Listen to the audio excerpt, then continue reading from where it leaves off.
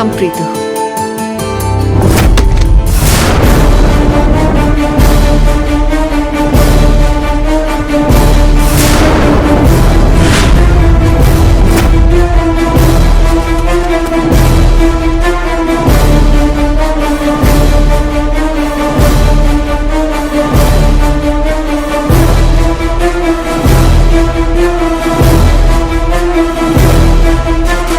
ಪ್ರೀತು, ಇದೇನ್ ಮಾಡ್ತಿದ್ಯಾ? ಈ ಪ್ರಾಜೆಕ್ಟ್ ಬೆಲೆ ಇಲ್ದಾಗ ಇದನ್ನ ಬಿಸಾಡದೆ ಇನ್ನೇನ್ ಮಾಡಕ್ ಸಾಧ್ಯ?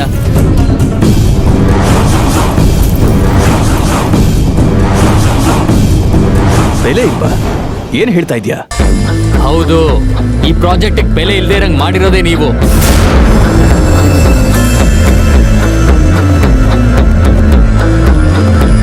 ಏನಾಯ್ತು ಅಂತ ಬಿಡಿಸಿ ಹೇಳು. ಹೀಗೆ ಒಗಟಾಗಿ ಹೇಳಿದ್ರೆ ನನಗೆ ಹೇಗೆ ಅರ್ಥ ಆಗುತ್ತೆ? ನೀವ್ ಹೇಳ್ದಾಗೆ ಈ ಪ್ರಾಜೆಕ್ಟ್ ಫೈಲ್ ನ ಕಳಿಸಿದ್ರು, ಫಂಡಿಂಗ್ ರಿಲೀಸ್ ಮಾಡಿ ಅಂತ ಕೇಳ್ಕೊಂಡ್ರು ಕೂಡ ಫಂಡಿಂಗ್ ರಿಲೀಸ್ ಮಾಡಿಲ್ಲ ನೀವು. ಅವರು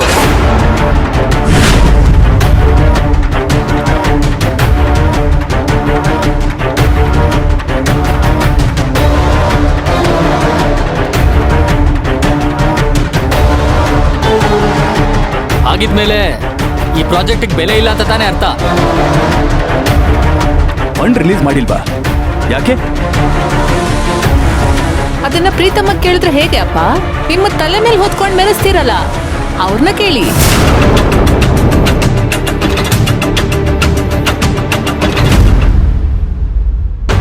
ಎಲ್ರ ಮುಂದೆ? ಸಾರಿ, ನಿಮ್ ಮುಂದೆ ಒಳ್ಳೆ ತರ ನಾಟಕ ಮಾಡೋದು, ಚಾಲೆಂಜ್ ಹಾಕೋದು, ಕಂಪನಿ ಸಕ್ಸಸ್ಫುಲ್ ಆಗಿ ರನ್ ಆಗ್ಬೇಕು ಅಂತ ದೊಡ್ಡ ಸ್ಪೀಚ್ ಕೊಡೋದು, ಹಿಂದೆಯಿಂದ ನಾವು ಗೆಲ್ಲೋ ಪ್ರಯತ್ನಕ್ಕೆ ಅಡ್ಡಿಯಾಗಿ ಕಾರಣ ಹೇಳೋದು.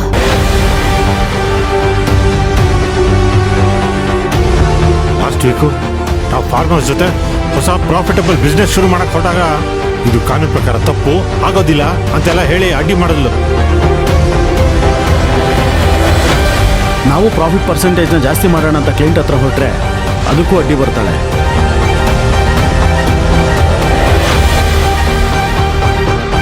ಆಗ ಪ್ರೀತಮ್ ಕುಡ್ದು ರೂಮ್ ಸೇರ್ಕೊಳ್ಳೋದಿಕ್ಕೆ ಇವಳೆ ಕಾರಣ ಆಗಿದ್ಲು.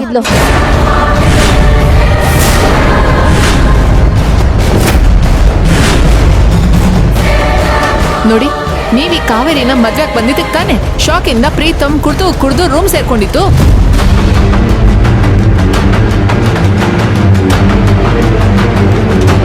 ಆಮೇಲೆ ನೀವೇ ಅವ್ನಿಗೇನೇನೋ ಚಾಲೆಂಜ್ ಮಾಡಿ ರೂಮಿಂದ ಹೊರಗಡೆ ಬರೋ ತರ ಮಾಡಿದ್ದೀರಾ. ಇವಾಗ ಅವನೇನಾದ್ರೂ ಒಂದ್ ಸಾಧಿಸ್ಬೇಕು ಅಂತ ಹೊರಟಾಗ ಅದಕ್ಕೂ ಅಡ್ಡಗಾಲ್ ಹಾಕ್ತಾ ಇದ್ದಾಳೆ.